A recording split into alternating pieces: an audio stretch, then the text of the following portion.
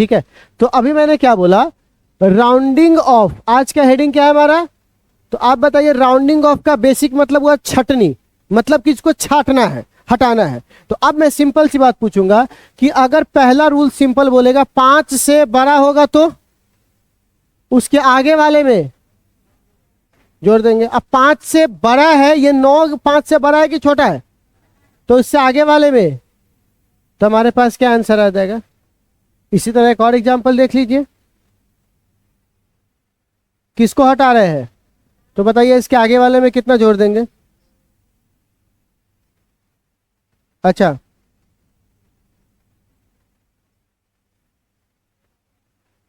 एक जोड़ देंगे, तो क्या बोलेंगे, the digit which is remove, which is removed, which is equal to, जो किसके इक्वल हुआ,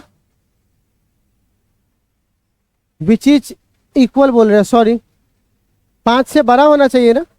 अच्छा अच्छा, which is more than, which is more than किससे बड़ा हुआ, देन 1 इज एडेड, एक क्या करेंगे बउआ, एडेड इन प्रीवियस डिजिट।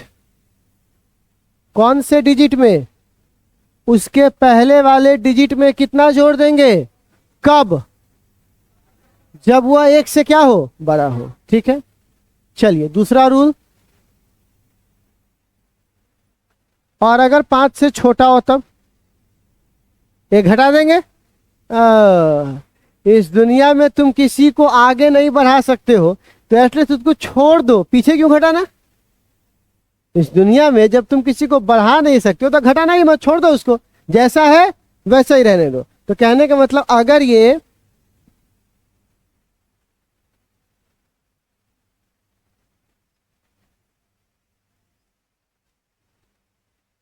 आप बताइए किसको हटाना है, तो ये 5 से बड़ा है कि 5 से छोटा है, तो ऐसे हालात में हम इसको उतना का उतना ही क्या करेंगे बउआ, छोड़ देंगे जस के तस। भला किसी का कर न सके तो बुरा किसी का, लेकिन तुम लोग तो कर दिए, बोल दिए कि ये घटा दीजिए।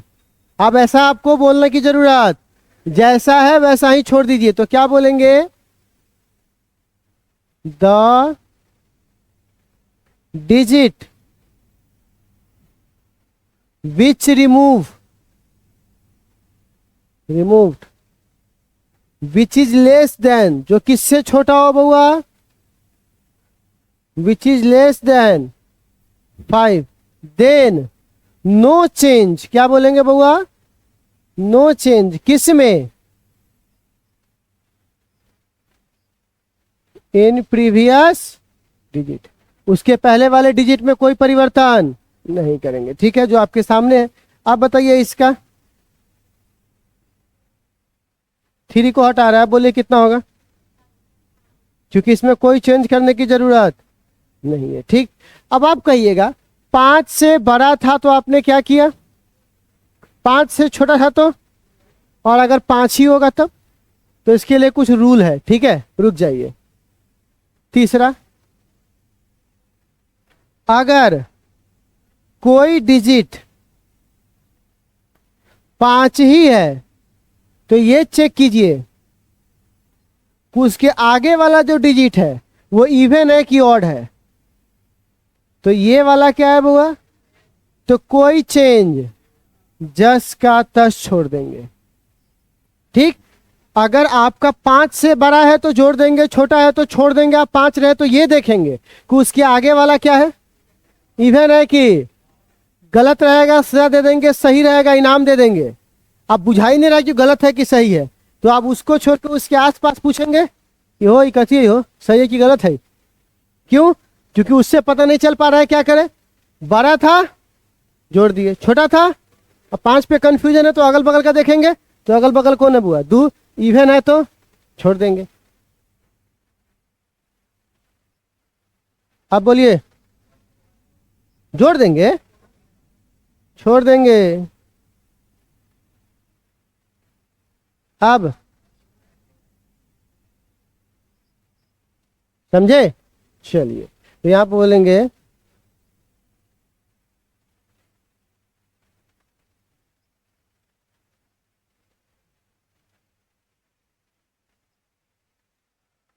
विच इक्वल टू, जो किसके इक्वल है बउआ, which equal to 5, then no change, इसमें नमस्कार प्यारे बच्चों, कैसे आप लोग? उम्मीद है आप लोग बढ़िया होंगे। तो प्यारे बच्चों, आज की क्लास में हम लोग चर्चा करने वाले हैं क्लास 11th के केमिस्ट्री हिंदी मीडियम में नहीं बल्कि इंग्लिश मीडियम में। तो आज की क्लास में हम लोग बोर्ड के लिए हम लोग देख रहे हैं, और वो बिहार, यूपी और सीबीएसई या किसी भी बोर्ड से, तो आप इसकी तैयारी आराम से इस टॉपिक के थ्रू अपने आप की जो तैयारी आप कर रहे हो उसको आप आगे बढ़ा सकते हो। इसी दौरान प्यारे बच्चों, अगर आपका मनसा, अगर आप ये सोच के बैठे हुए कि अगर मेरी मतलब जो एम है वो नीट है और जेई है, तो उसकी रास्ता भी यही सोच के गुजरता है। तो आप एक बार अपने बेसिक लेक्चर को कंप्लीट कर लोगे, उसके बाद आप एडवांस लेक्चर्स के लिए भी हम लोग आएंगे, तो आगे बात करेंगे। तो चलिए हम लोग स्टार्ट करते हैं। बात लिखेंगे आज प्यारे बच्चों हम लोग क्लास चालू करने वाले हैं केमिस्ट्री का, ठीक है ना, क्लास 11। तो सबसे पहले जो पहला चैप्टर हम लोग देखते हैं, सबसे पहला चैप्टर रिमूव्ड, उसका नाम है which equal to some equal to basic 5, then concept then 1 is of chemistry added, 1 is added chemistry in. अब आप कहिएगा सर आपको एक लेक्चर देना चाहिए ना इस पर कि हाँ केमिस्ट्री क्या है, ये सारी चीजें। देखिए, चूंकि इसका नाम ही है बेसिक, तो हम केमिस्ट्री के बारे में ना चर्चा करेंगे। तो जो भी बातें आएगी इसके अंदर ही आएगी, केमिस्ट्री क्या है, कितने पार्ट्स है, क्या उसका उपयोग है, वो सब कुछ इसके अंदर आ ही जाएगा। तो आपको टेंशन की जरूरत नहीं है। तो क्या लिखना है, तो चलिए मैं आपको दिखाता हूँ। सबसे पहले ये लीजिए, पहला का नाम है, पहला हमारे पास जो चैप्टर है इसको यूनिट आप बोलिए। आपके पास पहले यूनिट का नाम है some basic concept of chemistry, Hindi में कहते हैं रसायन विज्ञान की कुछ मूल अवधारणाएं, ठीक है, रसायन विज्ञान की कुछ मूल अवधारणाएं, ठीक है। तो ये आपको 12 लेक्चर हमको लगेगा उसको पढ़ाने में, ठीक है, और 7 नंबर के आसपास में ये आपको रहता है। 12 लेक्चर्स में हम लोग इसको खत्म कर लेंगे, ठीक। अच्छा, फिर आता है स्ट्रक्चर ऑफ एटम, परमाणु की संरचना। ये आपको 14 हमें पीरियड्स लगेंगे इसको पढ़ाने में, जिसके मार्क्स 9 आएंगे। कितने मार्क्स आएंगे? 9 मार्क्स के आसपास में आपको क्लास 11 में ये आएंगे, और 14 नंबर का ये आपका 14 पीरियड में हम लोग क्या करेंगे, इसे 14 क्लास में से खत्म कर लेंगे।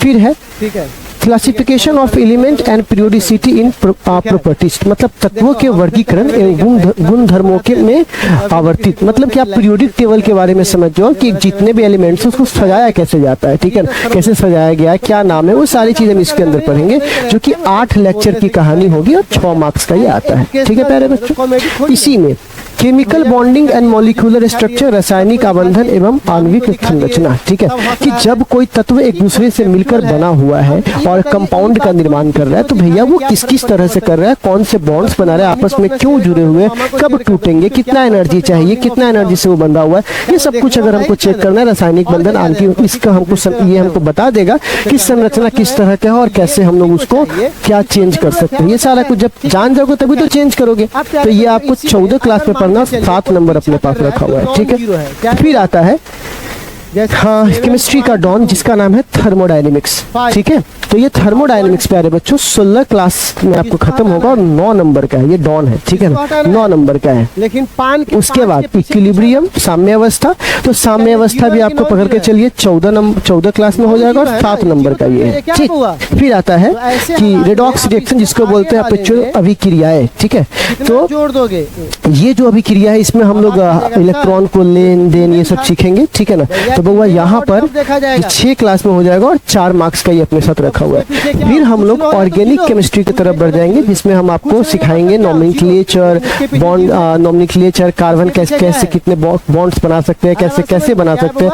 तो कार्बन के बारे में पूरी संरचना हम लोग इसके अंदर सीखेंगे प्यारे बच्चों। इसलिए सीखेंगे क्योंकि कार्बन को हम लोग सारे एलिमेंट में सबसे महत्वपूर्ण मानते हैं। कारण क्या है कि कार्बन ही जीवन का स्रोत है, सबसे अधिक मात्रा में हमारे पास कार्बन उपलब्ध है इस यहाँ पर, जो 4 बॉन्ड बना सकते हैं, और वही हमारे जीवन के मूलभूत में है। हमारा आपका पेड़ का सबका निर्माण जो हुआ उसमें कार्बन का महत्वपूर्ण योगदान है। तो कार्बन को ही पढ़ना पड़ेगा आपको बड़ी ढंग से। तो ये आपको 14 क्लास लगेगा, और 11 नंबर अपने साथ रखा हुआ है। फिर आता है हाइड्रोकार्बन, मतलब समझ में आ गया होगा हाइड्रोजन और कार्बन का मेल, इस दोनों के मेल से जो जो चीजें बनेगी, कैसे कैसे ये काम करेगी, वो सारे इसके अंदर। तो 12 क्लास और 10 नंबर, तो पकड़ के चलिए कि 110 क्लास आपको लग रहा है ये करने में, 70 नंबर का है, 30 नंबर प्रैक्टिकल होता है। और मान के चलिए मैं 40 क्लास और दे देता हूँ कि ठीक है, हो सकता है कि 10 4-5 क्लास बढ़ जाए, तो 40 क्लास में और दे देता हूँ डीपीपी वगैरह सॉल्व करने में, तो 150 क्लास आपको लगेंगे, ठीक है। और अगर आप देख के चलो तो हमारे पास अभी से लेकर 6 महीने मतलब जनवरी तक का टाइम है, तो हम लोग पकड़ के चलो कि हमारे पास कुल समय मिल जाता है 6 3 18 180 दिन, और हमारे सिलेबस में 150 दिन। तो मैं कुछ ऐसा भी मान के चलता हूँ कि कभी संडे है, उसके बाद फिर पर्व त्योहार है, तो इन सब हालांकि रुकेगा तो वीडियोज कभी नहीं, बट फिर भी अगर उसमें चला जाए फिर भी मेरे पास 150 दिन इनफ है। जनवरी तक हम लोग खत्म करके फरवरी से 12th के लिए हम लोग आगे बढ़ जाएंगे, ठीक है। तो अब सवाल है प्यारे बच्चों कि ये हमारे पास 70 नंबर का ये चीजें हमारे सामने आके खड़ी हो जाएगी, ठीक है। चलिए, तो अब ये आप एक बार नोट कर सकते हैं कि हाँ, केमिस्ट्री में हमें चैप्टर्स कैसे कैसे पढ़ने, कितने कितने नंबर के, और सर कितने कितने दिन में खत्म करेंगे, बिल्कुल यही प्रोसेस से हम लोग करने वाले हैं, ठीक है। अब एक सवाल और है प्यारे बच्चों, एक को क्या करेंगे हम कि सर अगर कई लोग हमसे पूछते रहते हैं कि केमिस्ट्री हम लोग तो ये चैप्टर पहला चालू करेंगे, वो तो चालू कर ही दी है, बट इसके अंदर भी कुछ था तो मैंने बता दिया। अब सवाल है कि सर केमिस्ट्री के फादर का नाम क्या है। तो देखिए, बहुत ही ये बेसिक सा नाम, इनका चेहरा अगर आपको देखना है तो यहाँ पे अच्छे से देख लीजिए इसका चेहरा, अगर 5 रहेगा तो ये लीजिए, अब इनका चेहरा है। अब इनका चेहरा देख लीजिए, इनको थोड़ा सा मैं अब दिखाता हूँ। देखिए, फादर ऑफ केमिस्ट्री को हम लोग कहते हैं एंटोनियो लेवेसियर, ठीक है ना। अब ये लेवेसियर क्या है, ठीक है ना। अब इनका नाम इतना कॉम्प्लिकेटेड है कि आप लोग चाहो तो प्रोनाउंसिएशन में थोड़ा ऊपर नीचे हो सकता है, तो आप लोग देख लेना। तो ये भाई साहब क्या था, इनको टाइटल मिला है फादर ऑफ केमिस्ट्री का, तो पक्की बात है इन्होंने केमिस्ट्री में कुछ ढंग का किया होगा, अच्छा किया होगा, तभी तो इनको टाइटल मिला है, ऐसे तो मिलेगा नहीं। तो अब सवाल है क्या किया था ऐसा। तो इनका जो जन्म है वो 1773 में हुआ था, और इन्होंने केमिस्ट्री में अच्छा कंट्रीब्यूशन दिए थे। तो क्या क्या किया था, तो इन्होंने सबसे पहले, ठीक है ना, ऑक्सीजन थ्योरी के बारे में और उसके कॉम्बिनेशन के बारे में इन्होंने बताया था, यहाँ लिखा हुआ भी है, ठीक है ना।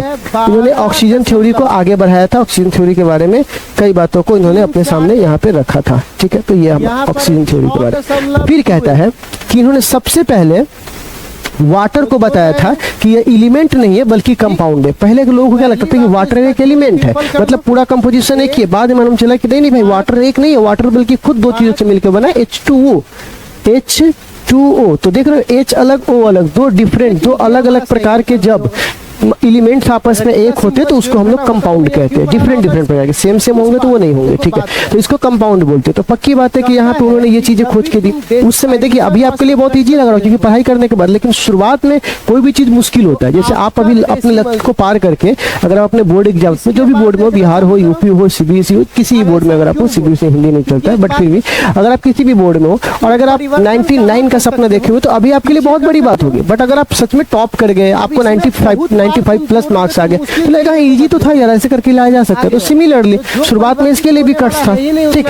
फिर उन्होंने क्या किया कि respiration of form of combination बदल सकता है, तो आप कंबशंस, तो यहाँ पे कंबशंस के बारे में, ये सब चीज़ों के बारे में, जैसे कि आग जलाना, ये सब में ऑक्सीजन की उपस्थिति, ये सब कुछ के बारे में इन्होंने बहुत अच्छा कन्वर्सेशन दिया था।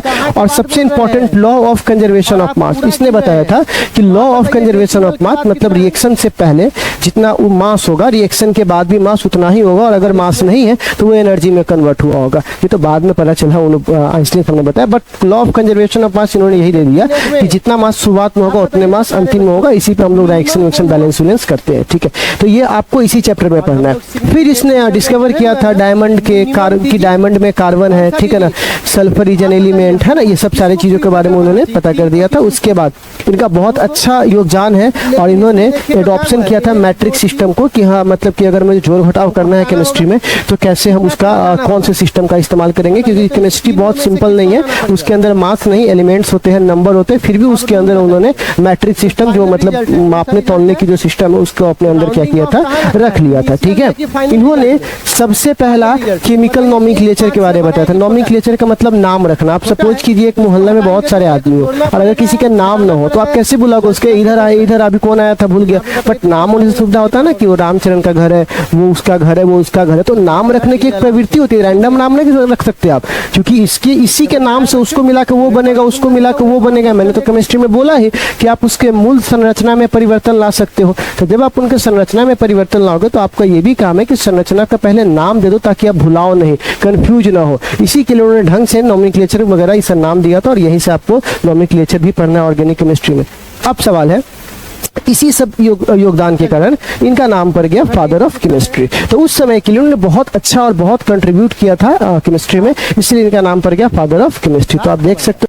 तो केमिस्ट्री में हमें कितने चैप्टर्स पढ़ने हैं उसका आपको बायोडाटा यहाँ दिया हुआ है, और इस चैप्टर के पढ़ने के साथ कितने हमें मार्क्स आएंगे, कितने मार्क्स नंबर का पूछेगा, कितने दिन में ये खत्म होगा, ये सारी प्रक्रिया आपको यहाँ पे दी गई है। तो अब हमारे पास सवाल है कि इस चैप्टर में हमें पढ़ना क्या है। तो देखिए प्यारे बच्चों, बहुत ही बेसिक सी बात मैं आपसे कहता हूँ इसके पास कितना कि सबसे पहले हम लोग साइंस के बारे में देखते हैं। तो मिनिमम ठीक कितना है? हुआ? साइंस क्या है? साइंस का हिंदी होता है विज्ञान। तो साइंस क्या है? तो प्यारे बच्चों, साइंस जो बना हुआ है कितना लेना है? वो साइंसटिया वर्ड से बना हुआ है, जो लैटिन का वर्ड है उसमें साइंसटिया होता है एक वर्ड, उससे वो बना हुआ है। साइंसटिया का मतलब होता है नॉलेज, ज्ञान किसी चीज के बारे में। ठीक है, तो वहां से ये वर्ड बना हुआ है। तो एग्जैक्टली में साइंस क्या है तो जरा समझिए। तो आपको देखिए क्या होता है कि जब आप पहले के राजा महाराजा को देखते थे, तो याद अभी भी वो चीजें होती, लेकिन पहले से आप अच्छे से समझ पाइएगा। तो उस राजा के बगल में बहुत सारे दरबारी होते थे। दरबारी कहने का मतलब कि बुद्धिमान लोग थे। तो वो लोग क्या होते थे, अधिकतर ऐसा माना जाता था कि पंडित लोग बुद्धिमान है, एक कैटेगरी होती थी। उसके बाद मौलाना भी होते थे, उसके बाद पादरी भी होते थे, ऐसे हर धर्म में है। तो वहाँ पे जो धार्मिक लोग होते थे उनको बुद्धिमान माना जाता था, उनको इस श्रेणी में रखा जाता था कि ये दिमाग वाला काम करेंगे, सोच विचार कर सलाह वाला देंगे, जो भी अपनी प्रक्रिया हो वो इस सेक्टर में होता है। ठीक है, यहाँ जाति से मतलब नहीं, यहाँ मतलब उस जगह पे इस तरह के लोग वहाँ पर बैठते थे। अगर मैं यहाँ तो वो जब कोई बात कहते थे, ठीक है, तो उस समय उसको स्वीकार किया जाता था। जैसे मान के चलिए, अगर वहाँ के किसी राजा के दरबार में किसी ने कह दिया कि भैया सूर्य जो है वो पृथ्वी का चक्कर लगाता है, तो वही उसके लिए साइंस है, वही उसके लिए सत्य है। ठीक है, पहले ऐसी बातें की जाती परिवर्तन हो जाएगा। अब क्या हुआ कि जब धीरे धीरे दुनिया में चीजों की खोज हुई, लोगों को समझ में आया कि साइंस क्या है, चीजें क्या है। तो आपको पता है गैलीलियो ने जब ये बात कही तो उनको कितने दिन कारागार पे डाल दिया गया कि नहीं, पृथ्वी सूर्य की परिक्रमा करती है ना कि सूर्य पृथ्वी की। तो ऐसी प्रक्रिया में उसको डाल दिया गया। उस समय उन लोगों के लिए यही साइंस था। तो प्यारे बच्चों, साइंस का मतलब यही था कि जब आप किसी प्राकृतिक घटना के बारे में, नेचुरल फिनोमेना के बारे में जब आप कोई नॉलेज देते हो, ज्ञान देते हो,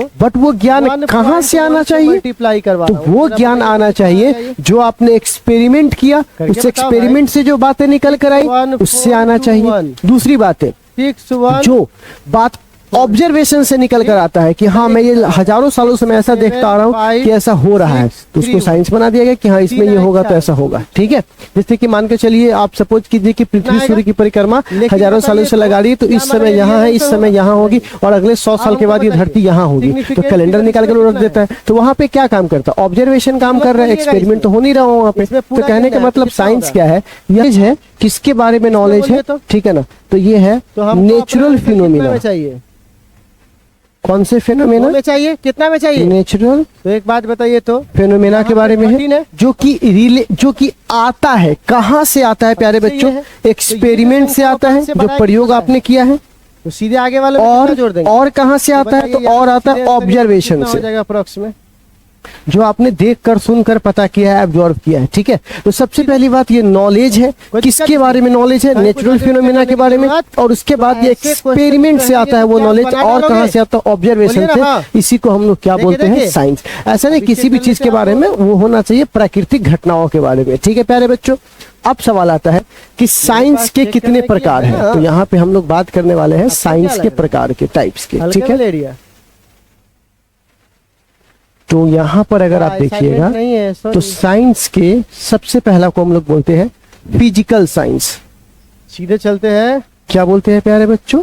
फिजिकल साइंस। ठीक है, नीट जेई वाला। फिर आता है प्यारे बच्चों जियो साइंस। ठीक है, फिर आता है प्यारे बच्चों हम लोग जिसको बोलते हैं सोशल साइंस। कलम भी नहीं उठाना है, बिना कलम उठाए बना लोगे साइंस। ठीक है, फिर आता है बच्चों मैथमेटिकल साइंस। मैथमेटिक्स भी एक साइंस है। कितना मैथमेटिकल साइंस। तो बताइए टोटल एरिया कितना? फिर आता है बच्चों लाइफ साइंस। एक का दिया हुआ है, और ऐसा 7 लाइफ। तो क्या करोगे? ठीक है। अब आप कहिएगा सर इसमें तो फिजिक्स केमिस्ट्री तो गायब है, एग्जैक्टली मैं बताता हूँ। फिजिकल आप साइंस, पूछ लो, जियो, पूरा मौसम करेंगे। मौसम के बारे में जो ठीक है, भूगोल से इसका सवाल रिलेटेड हो, है। तो जैसे कि इसका मौसम इसका कब एक बदलेगा, वाला आंसर भूकंप होगा, कितना स्केल लेकिन पर आया, ऐसा नहीं है। ये सब किसके अंदर है, जियो, है ना। ये exactly सोशल में जोड़ साइंस है। तो आप जानते ही हो, आपने पढ़े ही होंगे, उसको SST सात है बार जोड़ना है, सब। उसके बाद कितना बार मैथमेटिकल जोड़ना साइंस, मैथमेटिक्स आप भी एक बताइए, साइंस है। जिसको आप जोड़ना कहिए है कैसे उसके साइंस मतलब है। के पीछे तो क्या प्यारे होगा? बच्चों, जितनी भी इस दुनिया में फेनोमेना यही बार हो बार रही सात बार आएगा। है, ठीक, जितनी भी चीजें जब काम एक ही कर रही है, वो संख्या एक बार बार आए तो मैथमेटिक्स क्या के रूल को maximum फॉलो क्या करती minimum? सब तो है, वही ठीक है होगा। ना। उसी तो के हिसाब से मैं बताइए, आपको मैं आपको एक डेमो उसके देता हूँ। मतलब के पीछे मैथमेटिक्स क्या में होना होता है चाहिए? गोल्डन रेशियो, दो ठीक है, बताइए इसमें वो कौन एक सा है? वैल्यू देता है। तो होता क्या है कि आपको बायोलॉजी वाले सर पढ़ाएंगे कि जब भी गोल्डन हम रेशियो लोग क्या को होता है, पीछे एक क्या संख्या होता है, उसके पीछे में एक संख्या जोड़ क्या होना दीजिए, उसके चाहिए? पीछे वाला संख्या को, एक और जैसे आता तो? एक में एक जोड़ेंगे दो, तीन को दो रखा में एक तो? जोड़ेंगे तीन, तीन में दो बोला कि जोड़ेंगे जरूरत पाँच, नहीं है। पाँच में तीन जोड़ेंगे चलिए, आठ, आठ में चलो, पाँच जोड़ेंगे, तो चलिए। इस तरह से क्या होगा प्यारे बच्चों, 13, 13 में 8 जोड़ेंगे, फिर इस तरह से क्या होगा 21। ये प्रक्रिया क्या होगा, चलता रहेगा। इसी पे ना पूरी दुनिया की जितने भी बायोलॉजी वाले सर आपको बोलेंगे कि इस पे बहुत सारी चीजें काम करती है। जैसे कैसे काम करती है, जैसे मान के चलिए सूरजमुखी का फूल है तो एक चक्कर, फिर दो चक्कर, ये तो फिर हो तीन, जाता फिर नहीं है। 5, पेड़ में भी देखिए 1, 2, फिर 3, इसी नंबर पे काम करता है। तो आपके लाइफ का जो घोंगा होता है उसमें भी यही प्रक्रिया चक्र काम करता है। तो ये सारे मैथमेटिक्स एक साइंस ही है कोई बात नहीं, जिसकी इसमें ये मदद तो से क्या हुआ, हम हम लोग क्या अपना करते हैं, है। डेटा के अकॉर्डिंग जो दुनिया चल रही है, जो चीजें काम कर रही है, और आ कल गया। जहां होगा और कल जहां था, वो सारी चीजों को हम एनालाइज करते हैं। इसीलिए मैथमेटिक्स भी साइंस का पार्ट है। फिर आता है लाइफ, जिसको हम लोग बायोलॉजी भी कहते हैं। बायोलॉजी, जीव विज्ञान, ये दो प्रकार के होते हैं, है ना। राउंडिंग अप पे सवाल है। जियोलॉजी और बोटनी, हो जाएगा? वनस्पति और जीव, ये आपने पढ़े होंगे। तो ये ये हो आपको जाएगा, बोल कितने नहीं और रहा है कितने तुम प्रकार के होते हैं, बायोलॉजी वाले सर आपको डिस्कस करेंगे। नहीं पा तो रहे हो, ये तो अलग हो प्रक्रिया जाएगा। हुआ। अब सवाल है हमारा देखो क्या है रे, कि 24 नंबर फिजिकल सवाल। साइंस दो प्रकार के हैं। एक को किससे बोलते हैं भाग देना है? फिजिक्स, एक को किससे भाग देना है? और एक को अब हम लोग आपको क्या बताना बोलते है हैं, इसकी वो कहानी, केमिस्ट्री। है ना, कि क्या होगा। चलिए, फिजिकल एक साइंस को कितने 20 से प्रकार भाग के देना हैं, है और दो। आपको बताना एक है को कि बोलेंगे किसकी फिजिक्स, कहानी, एक को क्या किसकी बोलेंगे, कितने तक केमिस्ट्री। निकालना है? अब जरा देखिएगा, तो केमिस्ट्री के भी 3 प्रकार हैं। है। इसका देखिए, ठीक इसमें है, क्या हालांकि हुआ है होते पीछे, तो तो बहुत सब है, लोग के पीछे बट हम लोग जिसको जानते हैं फिजिकल, इसमें? ऑर्गेनिक, इनऑर्गेनिक, ठीक है। क्या तो करना खैर ये है? सब हम लोग जानेंगे। तो हमारे पहले आंसर में हमें कितना क्या होना पढ़ना है चाहिए? यहाँ पर, तो फिजिक्स देखिए हमें होना नहीं चाहिए, पढ़ना है, देखिए फिजिक्स तो की कौन क्लासेस सा चल रही है, वहां आपको दिखाई देगा। बायोलॉजी भी हमें नहीं पढ़ना, मैथ भी हमें नहीं पढ़ना, हमें आज पढ़ना है बनाने की केमिस्ट्री के जरूरत। बारे में, ठीक है। तो बनाना आज ही की नहीं। पूरी हमारी लेक्चर जो होगी वो किस पे होगी, केमिस्ट्री पे होगी। तो अब सवाल है केमिस्ट्री इसको किसे देखिए, कहते हैं। क्या बेवकूफी कर रहा है, दिमाग खराब कर रही है। आज का हेडिंग क्या है, हुआ केमिस्ट्री इसमें? क्या है, दू गो रे, तुमको केमिस्ट्री। डिवाइड नहीं दिख ठीक रहा है, मल्टीप्लाई या केमिस्ट्री डिवाइड दू गो किसे होता कहते है। हैं। तो बहुत ही क्या हुआ सिंपल है? सा बात है, देखिए। आई में क्या गो है, तो हमारे आंसर में कितना आना चाहिए, 3 आना चाहिए। बताओ सबसे तीन पहली वाला कौन बात है? तो ये ब्रांच है, ठीक। केमिस्ट्री क्या है, एक ब्रांच है। किसका ब्रांच है, साइंस 1, का। 2, 3 कौन सा ऑप्शन होगा, ए बात खत्म। ब्रांच ऑफ आंख चो नहीं आ रहा साइंस। तुम लोगों का है।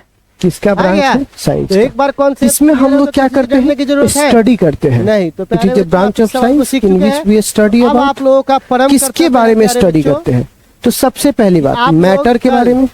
कितना 1 से लेकर के यहाँ से और जितना ये सब दिखाई दे रहा है, किसके बारे में, ये सारा मैटर के यहाँ तक बारे बना में, के लाना। और उस बन जाएगा? मैटर के को किसके बोलना, बारे में, प्रॉपर्टीज के समझ बारे जाएगा? में।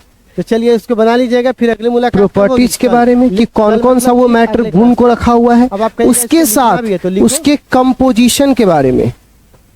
कंपोजिशन मतलब वो बना हुआ कैसे है, ठीक। उसके बाद, ठीक है, उसके कंपोजिशन में हुआ? हम एनर्जी को देकर कैसे परिवर्तन ला सकते हैं, ठीक है ना। तो चेंज कंपोजिशन